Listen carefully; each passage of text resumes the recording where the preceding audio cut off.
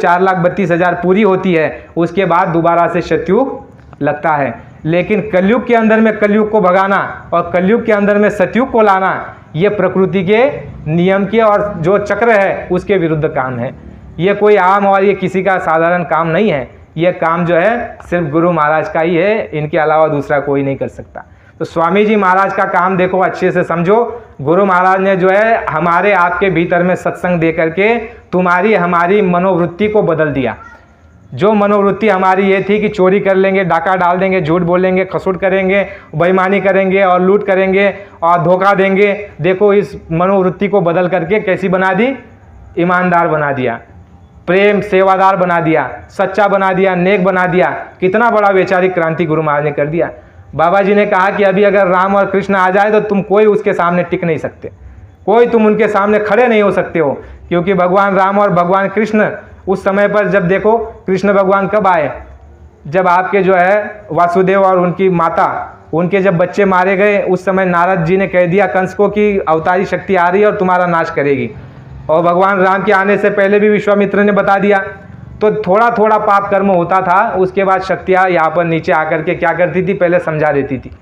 जो मान जाते थे वो बच जाते थे, जो नहीं मानते थे उनका सफाया कर देती थी। इसी तरह से आज अगर राम राम और कृष्ण कृष्ण हम चिल्लाते हैं, लेकिन अपने अंदर अगर हम झांक ले, क्या हम उस योग्य है कि उनके सामने खड़े हो पाए? गुरु महाराज ने देखो प्रेमियों कहा था 1970-80 के दशक में कहा था, 73 के लगभग, गुरु महाराज ने कहा बच्चा कलयुग की चरम सीमा पार हो गई है, पाप की चरम सीमा पार हो गई है। कौन सी?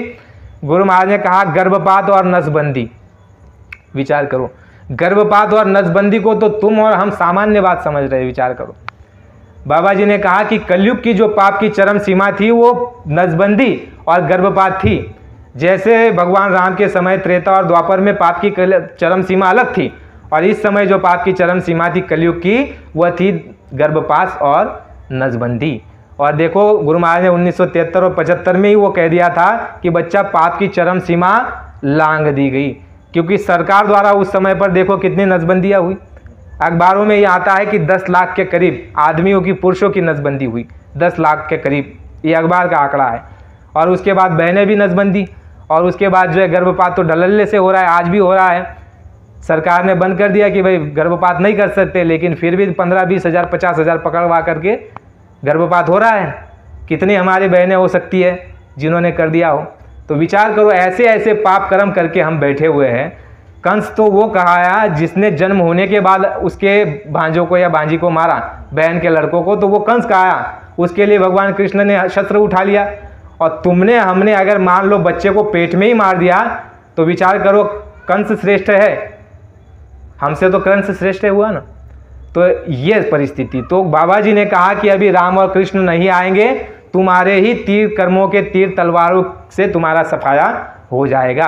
अभी कौन चाहिए?